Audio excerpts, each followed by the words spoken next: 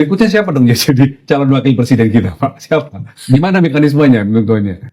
Secara formal, kalau ini terjadi ya, misalnya pemakzulan ini terjadi, kalau dari dalam koalisi misalnya yang cukup berpeluang itu ya mungkin AHY. Tapi kalau di luar koalisi karena ingin membangun keseimbangan bisa jadi Puan atau Ganjar yang dari PDIP lah.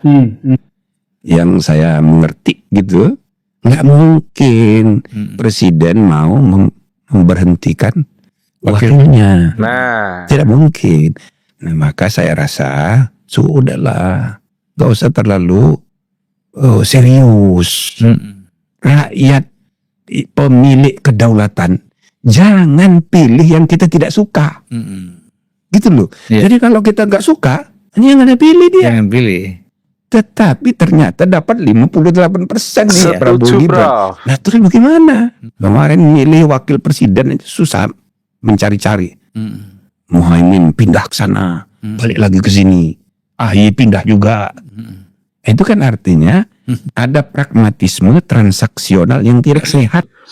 Assalamualaikum warahmatullahi wabarakatuh. Selamat datang kembali di Gerobokan Gokil.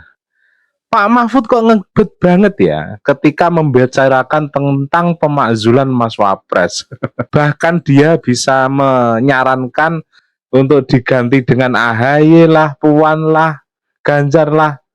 Nggak sekalian Pak Mahfud atau Anies untuk jadi wakilnya. Kocak. Pak Mahfud kok sekarang gini ya. Malah memanas-manasi loh. Malah memanas-manasi keadaan. Padahal dia ini kan ya profesor yang dituakan. Harusnya kan argumen-argumen yang muncul dari beliau ini ya. Misalnya nih deh, misalnya usaha untuk meningkatkan apalah pertanian lah, dalam bidang apalah gitu loh. Nggak harus menerus tentang Jokowi dan keluarganya yang dibahas. Gitu. Namun perkataan Prof. Jimli ini tentunya memberi kuliah gratis kepada Prof. Mahfud yang ya masih saja memanas-manasi keadaan. Tanpa berlama-lama lagi, berikut adalah video lengkapnya. Berikutnya siapa dong ya jadi calon wakil presiden kita, Pak? Siapa? Gimana mekanismenya tentunya? Secara formal, kalau ini terjadi ya, misalnya pemakzulan ini terjadi, secara politik memungkinkan, itu secara konstitusi sudah diatur. Jika presiden berhalangan tetap atau diberhentikan atau dimakzulkan atau apa, maka MPR memilih wakil presiden dari dua calon yang diajukan oleh presiden.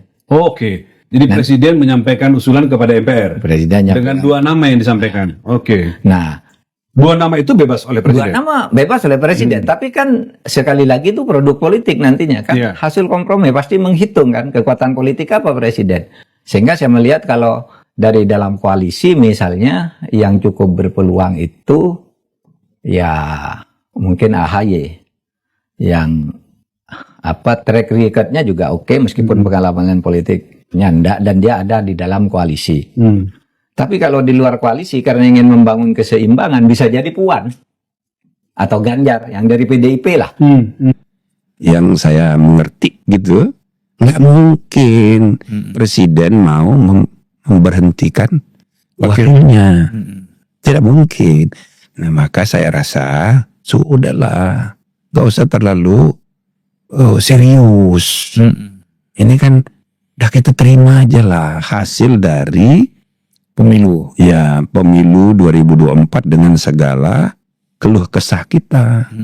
Ya kan? Nah, gitu loh. Supaya jangan larut ke keluhan kepada masa lalu terus. Kan?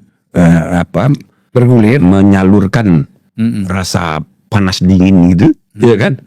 Nah, tapi lebih baik lagi kita harus meredam, mengurangi. Kita ambil aja hikmahnya untuk memperbaiki sistem ini ke depan.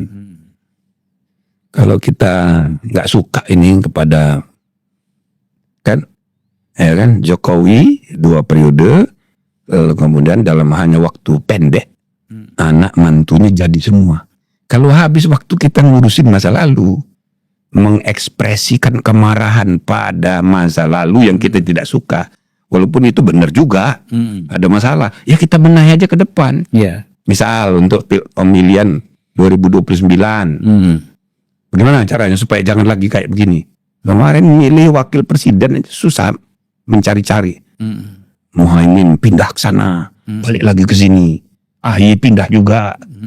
Itu kan artinya ada pragmatisme transaksional yang tidak sehat. Iya, iya. Nah sekarang MK sudah membuat keputusan tidak ada lagi threshold 20%. Ya kan? Nah sejalan dengan itu kita harus membuka peluang bahwa nanti capres itu banyak. Iya kan? Iya. Ini kan gara-gara transaksional. Erick Thohir sudah bikin SKCK, Yusril sudah bikin SKCK, ya kan? Wow, kasak kusuk. Iya. Ini kan nggak sehat. Rakyat, pemilik kedaulatan, jangan pilih yang kita tidak suka. Gitu loh. Iya. Jadi kalau kita nggak suka, ini yang ada pilih dia. Jangan pilih. Tetapi ternyata dapat 58% nih Prabowo Gibran. Nah terus bagaimana? Sekali lagi ini urusan permainan hidup. Jadi jangan lagi balik lagi ke kanan, balik lagi ke belakang. Gitu. Kita perbaiki aja ke depan. Gitu loh. Iya, iya.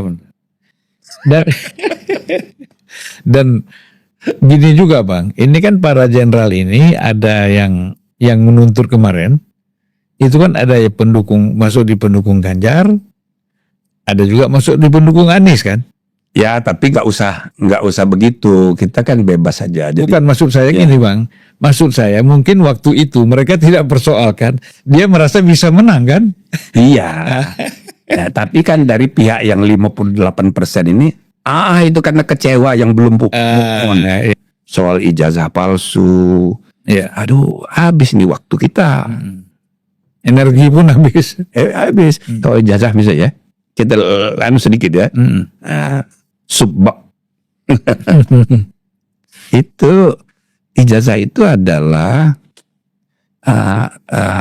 objek yang paling mudah dipakai untuk menjatuhkan lawan politik. Gitu loh.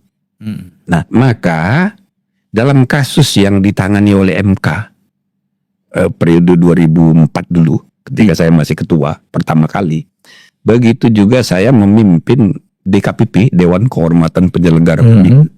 Dari kasus-kasus yang kita tangani itu banyak sekali, ya antara 5%-an lah sampai 10%. Ya mungkin tidak terlalu, kalau 10% ya berlebihan.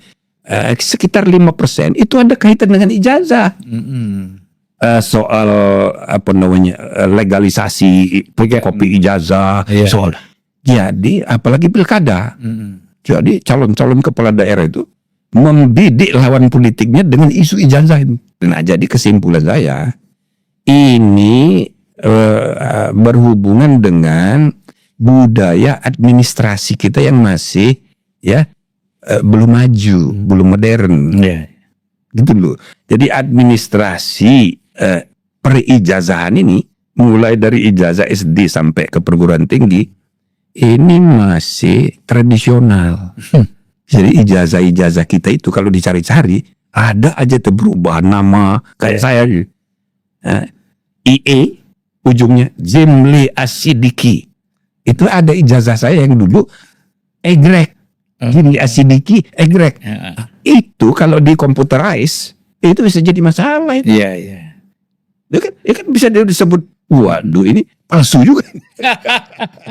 Artinya budaya administrasi kita masih lemah. Dan akibatnya isu-isu yang begini ini ya baik juga untuk mengingatkan kita harus dimodernisasi ini sistem administrasi, ya kan? Nah jadi kita jangan larut dalam soal ijazahnya itu, apalagi dengan kebencian dengan Jokowi, ya kan kesian juga dia. Tapi jangan juga dibiarkan orang kayak Roy Suryo, tipe Pausia, Rismond. Nah jadi yang lebih baik itu ya diselesaikan di forum. Forum resmi. Nah, jadi saya sudah anjurkan kalau bisa biar aja putuskan di pengadilan aja.